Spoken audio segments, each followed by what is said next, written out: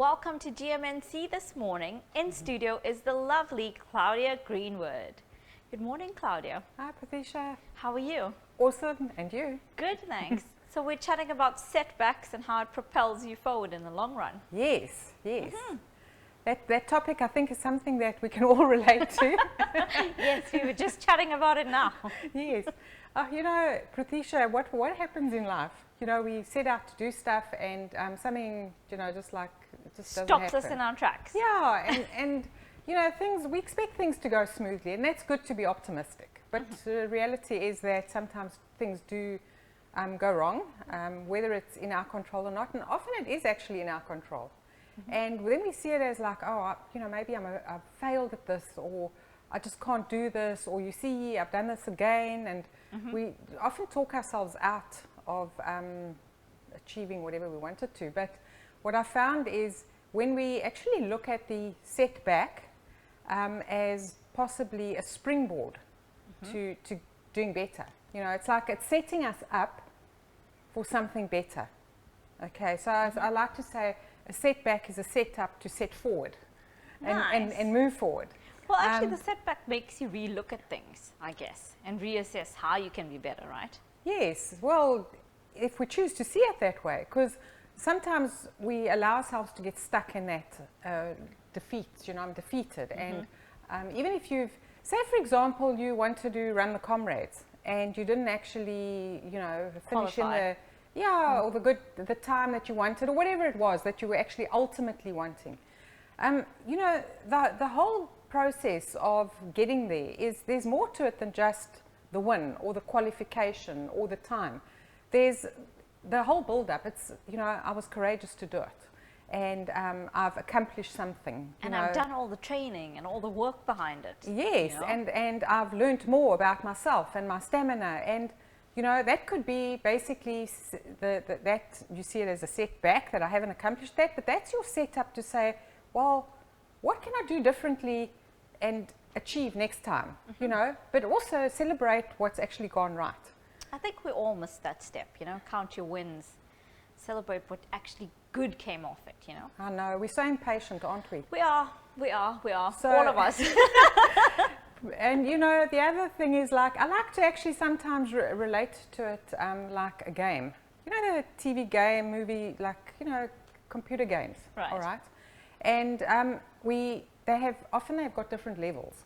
So you start off and it's basic and it's, you know, sort of pretty easy, and you like navigate that and it's fun, and then you say, no, okay, next level, and then suddenly, so what's happening in every level? You've learned some skills, or you've observed some things that haven't gone right. You've now changed it at the next level because you've learned that. So now how do you progress? And life is like that. It's almost like it's a game, hey, isn't it a game of life that we're in? They do say that. So when we see it that way, our setback is our setup to say, okay, well, how does this look going forward? And then that can be your springboard to actually leaping forward. But it's a choice again. Okay, how do we choose to see this, and how do we choose to actually proceed? The thing is, with setbacks, we must also have a look, everything happens because of a habit. Success is a habit. Failure is a habit. Enjoyment and planning, it's habits. Being happy is even a habit, you know. Yes, you know, it's so let's review what are our habits, what can we change there, are there some things that we need to tweak and get ourselves into a new habit. We know it's difficult sometimes to change habits, but you know what, we've got to start somewhere and just keep going, and then get an accountability partner. That's awesome. Yeah, That's you a know, good one. I find that if you're talking to somebody about whatever you're aiming for, it's like, okay, they're going to check in with you, and how's it going, Patricia? How's it going with X, Y, and Z? And have you done what you committed to saying you're going to do, you know? Yes. So an accountability partner can be set up formally, where you like really have a regular meeting and a check-in to actually check how far you've come, or just a friend or a relative or somebody who's just got your interest at heart to say, so Patricia, how are you doing with that? And you chat about it. And when you're putting it out there, you're committing. It's not just to yourself, it's to someone else. And somehow accountability to others helps us to leap forward more. Mm-hmm.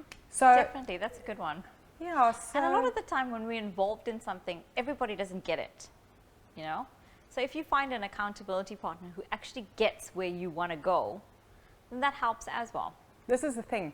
And I find with myself as well, I might have an interest. I like arty things and playing around with stuff. And I get so excited because I know what I've created, the other person doesn't. But somebody who's also interested in creativity goes, wow, and then we encourage each other. So it's important to find the person that's actually interested in what you're doing. Absolutely. Super cool. Thank you for that message, Claudia, and I hope everybody takes it into account.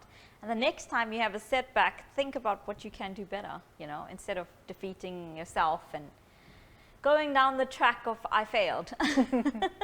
Thank you very much. Great Awesome. chat.